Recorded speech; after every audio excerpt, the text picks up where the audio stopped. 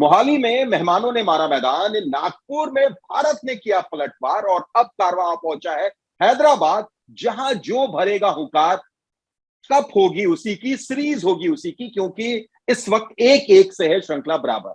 स्वागत है आपका ESPN cricket for T20 time out Hindi में, और इस जबरदस्त मुकाबले पर चर्चा करने के लिए हमारे साथ मौजूद है पूर्व भारतीय टेस्ट क्रिकेटर वसीम जाफर। स्वागत है वसीम आपका। Thank you sir. Wasim, world champions को कड़ी टक्कर दी है इस वक्त T20 में। वर्ल्ड नंबर 1 भारत ने जिस अंदाज में वापसी की नागपुर में, छोटा मैच था लेकिन रोमांच की इंतहा नहीं थी। क्या हैदराबाद में यही प्लेइंग 11 आप देख रहे हैं या कोई बदलाव? मैं आपसे इसलिए पूछ रहा हूं क्योंकि हमने पंत के तौर पर एक्स्ट्रा बैटर देखा पिछले मैच में। हर्षल पटेल उस लय में नजर नहीं आए जिसलिए उनको जाना जाता है, खासतौर से डेथ ओवर्स में। तो क्या यहां पर कोई परिवर्तन?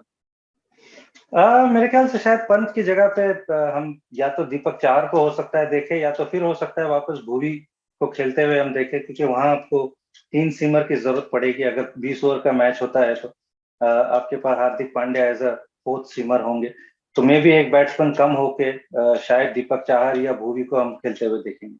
यानी आप हर्षल पटेल को थोड़ा सा बैक करना चाह रहे हैं। मैं इसलिए पूछ रहा था वसीम, क्योंकि इस दौरे पर अगर आप देखें, सीरीज में अगर आप देखें, हालांकि वो वापसी करते हुए आ रहे हैं, ये हमें ध्यान में रखना चाहिए, लेकिन फिर भी 2 मैचों में ना ही मिडिल ओवर्स में और ना ही डेथ ओवर्स में प्रभावित नहीं कर पाए। जी हाँ, बिल्कुल। थोड़े से ऐसे लगा कि वो थोड़े रस्टी है, लेकिन शायद उनको बैक करना चाहिए, क्योंकि वो आपकी स्कीम ऑफ थिंग्स में है कि वो वर्ल्ड कप खेलने वाले हैं, आपने उनको शॉर्टलिस्ट किया है। तो वर्ल्ड कप के करीब मुझे ऐसा लगता है कि थोड़ा आपने बहुत ज्यादा चेंजेस नहीं करना चाहिए, क्योंकि आपने जब उनको इतना बैक किया है तो, और बहुत अच्छे बॉलर है उनके पास, जो T20 के लिए आपको जरूरत होती है वो वेरिएशन है उनके पास।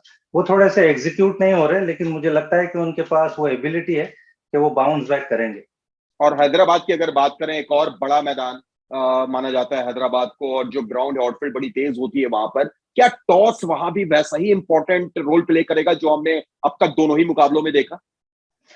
टॉस बिल्कुल, हाँ। अनलेस अगर आप पहले बैटिंग करके बहुत ही बड़ा, हालांकि भारत ने 208 रन बनाए थे लेकिन वो भी कम पड़ गए, तो टॉस मुझे लगता है बहुत वाइटल होता है, क्योंकि बाद में थोड़ी सी जो ओस पड़ती है और फिर बैट पे बहुत बहुत अच्छा आता है, स्पिनर का रोल थोड़ा सा कम हो जाता है। तो ये चीजों को ध्यान में रखते हुए टॉस मुझे लगता है बहुत वाइटल है। तो यू नो डेफिनेटली जो टीम टॉस जीतेगी वो पहले बॉलिंग करेगी और चेस करने के लिए देखेगी। लेकिन अगर जिस टीम की भी अगर पहले बैटिंग आती है तो वो यही दिमाग में रखेगी कि उनको 200 के आसपास स्कोर बनाना है और फिर अगेन अच्छी बॉलिंग करनी है। और अगर मेहमानों की बात करें वसीम, तो अब तक हमने देखा है कि कप्तान एरन फिंच जिस टैग के साथ आए थे यहाँ पर कि भाई आप फॉर्म में नहीं है, उनको फॉर्म की वजह से शायद वनडे क्रिकेट भी छोड़नी पड़ी, संन्यास लेना पड़ा, पर उनका फॉर्म आता हुआ नजर आ रहा है। और साथ ही साथ एक और खिलाड़ी जिस पर ज्यादा फोकस रहेगा, मैथ्यू वेड, क्या लाजवाब रंग में है। तो क्या प्लान रहेगा भारतीय बॉलर्स का?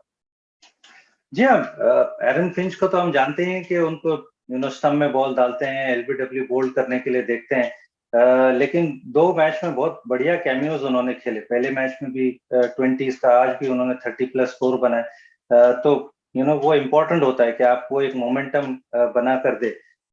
और अगेन मैथ्यू वेड 2 लगातार बहुत बढ़िया पारी उन्होंने खेली। पहली मैच तो मैच विनिंग पारी थी, आज भी बहुत बढ़िया खेले। तो ये 2 प्लेयर डेफिनेटली बहुत इंपॉर्टेंट है। मैक्सवेल मुझे लगता है कि वो रंग में नहीं है, वो थोड़ा सा उनके लिए चिंता का विषय है। कैमरून ग्रीन अगेन बहुत अच्छे खिलाड़ी हैं, लेकिन थोड़ा सा मुझे ऐसा लगता है कि स्पिन में थोड़ा सा थोड़ा सा स्ट्रगल करते हैं।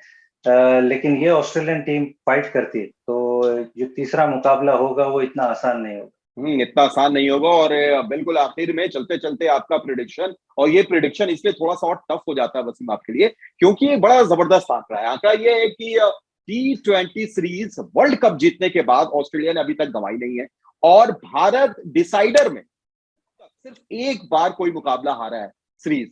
तो ये इस बार किसकी तरफ कांटा झुक रहा है, वर्ल्ड नंबर 1 या वर्ल्ड चैंपियन? आई थिंक मुझे लगता है टक्कर का मुकाबला होगा। टॉस मुझे लगता है बहुत वाइटल है। जो टीम टॉस जीतेगी मुझे लगता है उनके पास थोड़ा सा एडवांटेज होगा। तो उम्मीद करता हूँ कि भारत टॉस जीते और ऑब्वियसली अच्छा खेले। और जो चीज जो कमी है भारत के पर्सपेक्टिव से, कि वो वर्ल्ड कप जाने से पहले वो जो क्वेश्चंस जो हैं उनका आंसर हमको मिल जाए। और अच्छी क्रिकेट हमको देखने को मिली, क्योंकि जैसे मैंने कहा ये ऑस्ट्रेलियन टीम फाइट करेगी नो मैटर व्हाट। इनके पास क्वालिटी प्लेयर्स है, चाहे उनके 3-4 अच्छे प्लेयर मिसिंग है, लेकिन वो खेलना जानते हैं, वो लड़ना जानते हैं। तो मुझे लगता है बहुत टक्कर का मुकाबला देखने मिलेगा हैदराबाद। तो वसीम भाई ने अपने क्रिकेटिंग करियर की तरह जो ऑफ स्टंप के बाहर की गेंद को छोड़ दिया करते थे, कुछ उसी अंदाज में यहाँ पर भी सेफ खेला है। लेकिन चलिए, उम्मीद हमारी रहेगी कि भारतीय टीम जरूर एक अच्छा प्रदर्शन करे और सीरीज का खात्मा जीत के साथ करे। बहुत बहुत शुक्रिया वसीम, हमारे साथ जुड़ने के लिए और तमाम बातचीत करने के लिए। ये Spain cricket 4 T20 time out Hindi में आज इतना ही। फिर होगी आपसे मुलाकात।